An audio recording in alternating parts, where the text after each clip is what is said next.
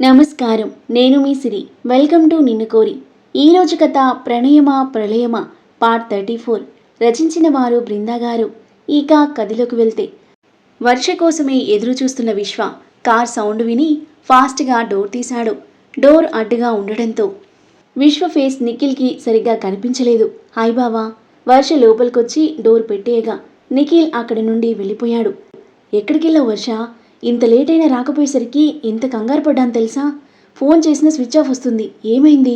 అడిగాడు విశ్వ ఆందోళనగా. ఫ్రెండ్కి యాక్సిడెంట్ అయితే హాస్పిటల్కి తీసుకెళ్ళా బావా. ఫోన్ చేద్దామంటే స్విచ్ ఆఫ్ అయింది అని అబద్ధం చెప్పేసింది వర్ష.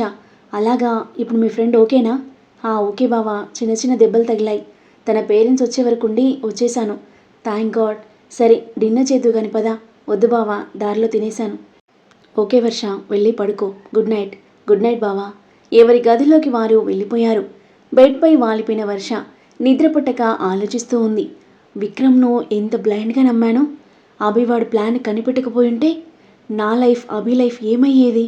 తలుచుకుంటుంటేనే ఎంతో భయమేస్తుంది. థ్యాంక్ గాడ్ ఏం జరగలేదు. ఎడతెగని ఆలోచనలతో ఎప్పటికో నిద్రలోకి జారుకుంది. కాలింగ్ బిల్ మోగడంతో నిద్రలేచి డోర్ తీసింది కావ్య. సారీ బేబీ, చాలా లేట్ అయింది అన్నాడు నిఖిల్ కావ్యను ప్రేమగా చూస్తూ. It's okay. ఇంపార్టెంట్ వర్క్ ఉంటే కానీ మీరు లేట్ రారు. I can understand. వెళ్ళి ఫ్రెష్ అయ్యి రండి అంది కావ్య నిఖిల్ షర్ట్ బటన్స్ తీస్తూ. ఓకే బేబీ, నువ్వు రెస్ట్ తీసుకో. నేను ఫ్రెష్ అయ్యి వస్తాను. చిన్నగా నవ్వుకుంటూ వెళ్ళి ఫ్రెష్ అయ్యి వచ్చాడు. బెడ్పై పడుకున్న కావ్య పక్కన కూర్చొని తన పొట్ట మీద చెవులు ఆనించి, రే బుల్డోజర్, ఏం చేస్తున్నావురా అని అంటుంటే కావ్య నవ్వుతూ చూస్తుంది. అవును కావ్య, సీమంతం ఇంకో 4 రోజుల్లో ఉంది కదా. రేపు వెళ్ళి షాపింగ్ చేద్దాం అన్నాడు. సరే అని తలాడించింది కావ్య. తన పక్కన వాలిపోయి తన చుట్టూ చేయి వేసి దగ్గరికి తీసుకుని కళ్ళు మూసుకోగా అతని హృదయంపై తలవాల్చి నిద్రలోకి జారుకుంది కావ్య. డోర్ కొట్టిన శబ్దానికి మేల్కొన్న వర్ష లేచి డోర్ తీసింది.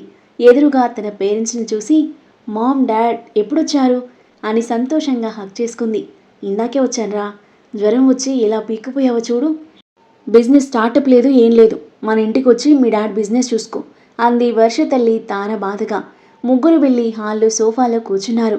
అవునరా, మేమక్కడ నువ్విక్కడ ఎందుకు? మన వైజాగ్లోనే నీకే బిజినెస్ కావాలంటే అది పెట్టిస్తా.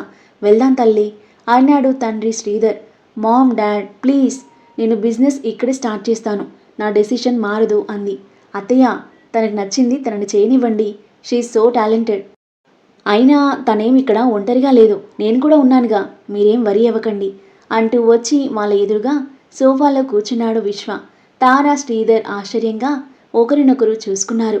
సరే, మీరంతగా అంటుంటే మేమేం చేస్తాం ఇంకా అంది తారా. మామ్, నేను ఫ్రెష్ అయ్యి వస్తాను అని చెప్పి వర్ష తన గదిలోకి వెళ్ళగా ఫోన్ మాట్లాడుతూ గార్డెన్లోకి వెళ్ళాడు విశ్వ. శ్రీధర్ కిచెన్లో ఉన్న యశోద దగ్గరికి వెళ్ళి, అక్క, కాఫీ తర్వాత కానీ ఇలారా అంటూ తన చేయి పట్టి తీసుకొచ్చి తార పక్కన సోఫాలో కూర్చోబెట్టి తను కూర్చున్నాడు. ఏంట్రా అడిగింది యశోద. అక్క, విశ్వవర్షలకు ఇంతకుముందు ఒకరంటే ఒకరికి అస్సలు పడేది కాదు. ఇప్పుడేమో ఒకరికి ఒకరు సపోర్ట్గా మాట్లాడుతున్నారు. మనం అనుకున్నట్టుగా వాళ్ళ మనసు మారి ఇద్దరూ పెళ్లి చేసుకుంటారంటావా అడిగాడు శ్రీధర్ ఎక్సైటింగ్గా. ఏమోరా, ఇద్దరి పెళ్లి జరగాలని నేను ఆ దేవుణ్ణి రోజు కోరుకుంటున్నాను. ఇద్దరూ ఇంతకు ముందులా కాకుండా ఫ్రెండ్స్లా అయితే ఉంటున్నారు. ఇద్దరు ఒకరినొకరు అర్థం చేసుకుని ఒక్కటైతే చాలు. చూడాలి ఏం జరుగుతుందో అంది యశోద చిన్నగా నిట్టూరుస్తూ. మేం బలవంతం చేస్తే తప్ప ఇక్కడికి రాని వర్ష. ఇప్పుడు తనంతట తానే ఇక్కడ ఉంటుంది అంటే దానికి ఇక్కడ నచ్చిందొదినా. అలాగే విశ్వ కూడా నచ్చేస్తాడేమో. వాళ్ళకి కొంచెం టైం ఇద్దాం, కాలమే నిర్ణయిస్తుంది అంది తార సాలోచనగా. విశ్వ లోపలికొస్తూ కనిపించడంతో ముగ్గురు సైలెంట్ అయిపోయారు. ఏంటి, ముగ్గురు కలిసి ఏదో గూడుపుటాని చేస్తున్నారు అడిగాడు విశ్వ అనుమానంగా చూస్తూ. మా పెద్దవాళ్ళ విషయాలు చిన్నవాడివి, నీకెందుకురా అంది యశోద నవ్వుతూ. అబ్బో సరేలే, మాట్లాడుకోండి అంటూ విశ్వ లోపలికి వెళ్ళగా ముగ్గురు గట్టిగా నవ్వేశారు. కాసేపటికి టిఫిన్ చేసేసి వర్షతో కాసేపు మాట్లాడి శ్రీధర్, తార వైజాగ్ వెళ్ళిపోగా విశ్వ ఆఫీస్కి వెళ్ళిపోయాడు. మీటింగ్ అయిపోయి క్యాబిన్లోకి వచ్చిన నిఖిల్, అభి కాఫీ తెప్పించుకుని తాగుతున్నారు. రే నిఖిల్, వర్షను చూస్తే చాలా బాధగా ఉందిరా. తనంతా మర్చిపోయి మళ్ళీ నార్మల్ అవుతుందా అడిగాడు అభి ఆందోళనగా. తను నిన్ను మర్చిపోవాలని డిసైడ్ అయింది, కానీ అది చాలా కష్టం రా. అందుకే నువ్వు చెప్పినట్టు తన ఇంకొకరి ప్రేమలో పడేట్టు చేయగలిగితే తన లైఫ్ హ్యాపీగా మారుతుంది. మొన్నే ఆంటీతో మాట్లాడాను. పెళ్లిలో ఉన్నారని వర్ష పెళ్లి టాపిక్ తీయలేదు నేను. నాకు తెలిసి ఈ రోజే ముంబై నుండి వచ్చుంటారు వర్షని కలవడానికి. ఈవినింగ్ కాల్ చేస్తాను. సరేరా. అండ్ వర్ష వాళ్ళ అత్తయ్య వాళ్ళ ఇంట్లో ఉంటుందట. సో లోన్లీగా ఏం ఫీల్ అవ్వదు. She will be all right అన్నాడు నిఖిల్. సార్, మహేంద్ర సార్ మీ ఇద్దరిని మీటింగ్ హాల్కి రమ్మని చెప్పారు అని అసిస్టెంట్ చెప్పడంతో అభి, నిఖిల్ మీటింగ్ హాల్కి వెళ్లారు. వెనుక చేతులు పెట్టుకొని విండోలో నుండి బయటికి చూస్తున్న మహేంద్ర డాడ్ అన్న అభి పిలుపుకి వెనక్కి తిరిగి చూశాడు. మహేంద్ర సీరియస్ ఫేస్తో అభి, నిఖిల్ను మార్చి మార్చి చూస్తుంటే క్వశ్చన్ మార్క్ ఫేస్తో చూస్తున్నారు ఇద్దరు. అభి, నిఖిల్, భూపతి నాయుడు కొడుకు విక్రమ్ను అరెస్ట్ చేసిన విషయం మీకు తెలుసా అడిగాడు మహేంద్ర. అభి, నిఖిల్ ఒకరినొకరు చూసుకున్నారు. తెలుసు డాడ్ అని అభి అనడంతో తెలుసా, ఓకే, అరెస్ట్ చేయించింది ఎవరో తెలుసా అడిగాడు మహేంద్ర అభి వైపు తీక్షణంగా చూస్తూ. అంకుల్కి నిజం తెలిసిందా ఏంటి? నిఖిల్ షాకింగ్గా చూస్తూ అది అంకుల్ అని ఏదో చెప్పబోతుంటే నిఖిల్ను ఆపమన్నట్టుగా చేయి చూపించి చెప్పబి, అరెస్ట్ చేయించింది ఎవరో తెలుసా అని అడిగాడు. తెలుసు డాడ్, నేనే అరెస్ట్ చేయించాను అని చెప్పాడు అభి తొనక్కుండా. మహేంద్ర షాక్ అయిపోతూ అంటే భూపతి చెప్పింది నిజమే అన్నమాట. ఎందుకు అరెస్ట్ చేయించావు? పాత పగలను మనసులో పెట్టుకుని ఇప్పుడు అరెస్ట్ చేయించడం కరెక్ట్ కాదభి. How can you do this అన్నాడు మహేంద్ర సీరియస్గా. ఉఫ్ డాడ్, మీకు నిజం తెలిసింది అని నాకు అర్థమైంది. బట్ వాడిని జైల్లో వేయించింది పాత పగ మనసులో పెట్టుకుని కాదు. నిన్న వాడు చేయబోయిన దారుణానికి వాడికి సరైన శిక్ష పడేలా చేశాను అన్నాడు అభి. మహేంద్ర కనుబొమ్మలు ముడివేసి చూస్తూ ఏం చేశాడు అని అడిగాడు. విక్రమ్ చేసింది తలుచుకుని ఆగ్రహంతో అభి కళ్ళు ఎర్రబడ్డాయి. I can't tell dad. నా నోటితో నేను చెప్పుకోలేని చాలా పెద్ద దుర్మార్గానికి పాల్పడ్డాడు. నా లైఫ్ను అలాగే మన కుటుంబ పరువు ప్రతిష్టలను నాశనం చేయాలని చూశాడు వాడు అని అభి చెప్తుంటే మహేంద్ర నోటమాట రాక అలాగే చూస్తున్నాడు. డాడ్, నేను మీ కొడుకుని. తప్పు చేయకుండా ఏ శత్రువును శిక్షించను. వాడు చేసిన తప్పుకి వాడిని చంపేయాలన్నంత కోపం వచ్చినా కంట్రోల్ చేసుకుని వాడిని జైల్లో వేయించాను అంతే. ఈ విషయం గురించి మీరు ఎక్కువగా ఆలోచించకండి. వాడు తప్పు చేశాడు, శిక్ష అనుభవిస్తున్నాడు. తను చెప్పాల్సింది చెప్పి ఆగిపోయి మహేంద్ర వైపు చూశాడు అభి. అభి మాటలను బట్టి ఏదో పెద్ద తప్పే చేశాడని అర్థమైన మహేంద్ర అభి భుజంపై చిన్నగా తట్టి తప్పు చేసిన వాళ్ళని శిక్షించడం కరెక్టే, but you should be very careful అన్నాడు. ఓకే డాడ్ అనడంతో బయటికి వెళ్ళిపోయాడు మహేంద్ర. రే అభి, విక్రమ్ను మనమే అరెస్ట్ చేయించామని అంకుల్కి ఎలా తెలిసిందిరా అడిగాడు నిఖిల్ తెల్లబోతూ. ఆ భూపతి నాయుడు చెప్పుంటాడు. జైలుకి వెళ్తే వాడు చేసింది దాచిపెట్టి మనం చేసిందంతా వాడి కొడుకే చెప్పుంటాడు. నాకు చెప్తే ఎలాగో వినను కదా. అందుకే డాడ్ని మీట్ అయ్యి మీ కొడుకు ఇలా చేశాడు అలా చేశాడని కంప్లైంట్ చేసుంటాడు ఆ భూపతి అన్నాడు అభి బయటికి నడుస్తూ. నిజమేరా, వాడే చెప్పుంటాడు అన్నాడు నిఖిల్. మహేంద్ర తన క్యాబిన్కి వెళ్లేలోగా భూపతి నాయుడు తన కోసం ఎదురు చూస్తూ కనిపించాడు. మహేంద్ర, నీ కొడుకుతో మాట్లాడావా? నా కొడుకుపై అన్యాయంగా పెట్టిన కేసు వెనక్కి తీసుకుంటున్నాడా అడిగాడు భూపతి. మహేంద్ర కోపంగా చూసి చెంప చెల్లుమనిపించాడు. చెంపు మీద చేయి పెట్టుకుని భూపతి షాకింగ్గా చూస్తుంటే నిన్ను చూసి వాడు కూడా రౌడీలాగా తయారయ్యాడు.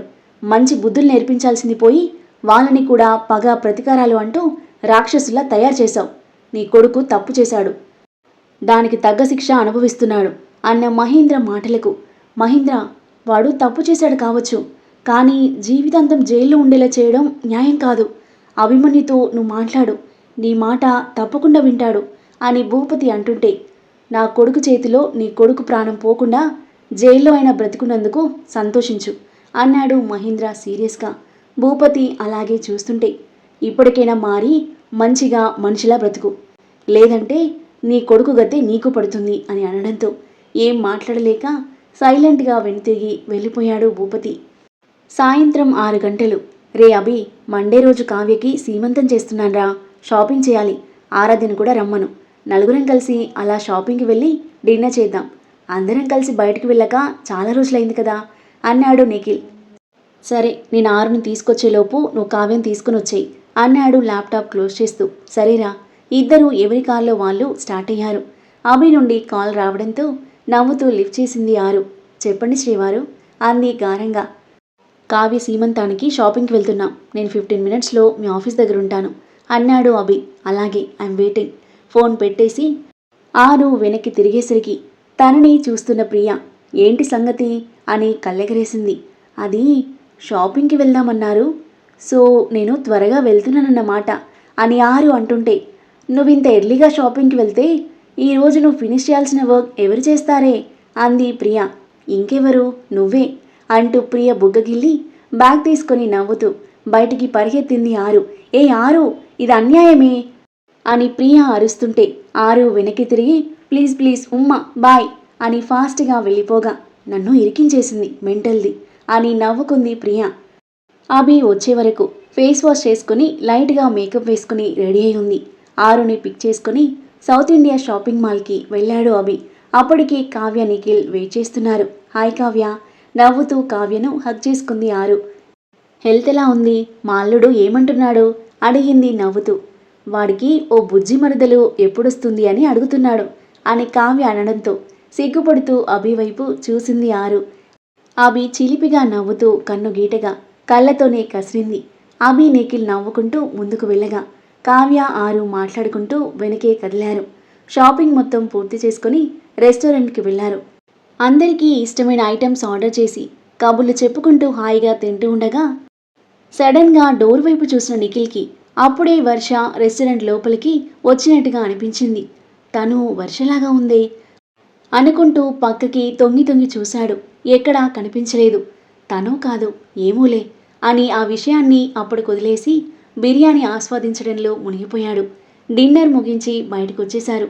నిఖిల్ కావ్య జాగ్రత్తగా వెళ్ళండి అని చెప్పి అభి ఆరు కారులో స్టార్ట్ అవ్వగా నిఖిల్ కూడా కార్ స్టార్ట్ చేయబోయాడు. అప్పుడే పార్కింగ్ వైపుగా వస్తూ వర్ష కనిపించడంతో అయితే ఇందాక చూసింది దీన్నే. కావ్య 1 మినిట్ అంటూ కార్ దిగాడు. పక్కన ఎవరో అబ్బాయి ఉన్నట్టున్నాడే, ఎవరతను అని పరీక్షగా చూసిన నిఖిల్ కళ్ళు ఆశ్చర్యంతో పెద్దవయ్యాయి. అతను విశ్వ కదా, వీళ్ళిద్దరికీ పరిచయం ఉందా?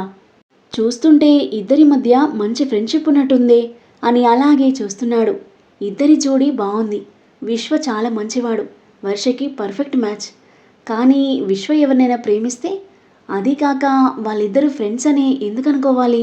రిలేటివ్స్ కావచ్చు కదా, అందులోనూ ఇద్దరు అన్నా చెల్లెలైతే తప్పు అని లెంపలు వేసుకున్నాడు. ముందు వీళ్ళిద్దరూ ఏమవుతారో తెలుసుకోవాలి అనుకుంటుండగా వర్ష విశ్వ కారులో వెళ్ళిపోయారు. నిఖిల్ ఏం చేస్తున్నావు అక్కడ? కావ్య పిలుపుకి వస్తున్నా కావ్య అంటూ కారుకి స్టార్ట్ చేశాడు. విశ్వ వర్షకి బావవుతాడు అనే నిజాన్ని నిఖిల్ కనిపెట్టనున్నాడా? వాళ్ళిద్దరిని కలపడానికి ఎలాంటి ప్రయత్నాలు చేయబోతున్నాడు? అద్భుతమైన కథనంతో ఇంట్రెస్టింగ్గా సాగే ఈ కథ యొక్క నెక్స్ట్ ఎపిసోడ్ కోసం మన నెక్స్ట్ వీడియో చూడండి. కథ నచ్చితే లైక్ చేసి కామెంట్ చేయండి. ఇంకా ఇలాంటి ఇంట్రెస్టింగ్ స్టోరీస్ కోసం మన ఛానల్ని సబ్స్క్రైబ్ చేయండి. Thank you for listening.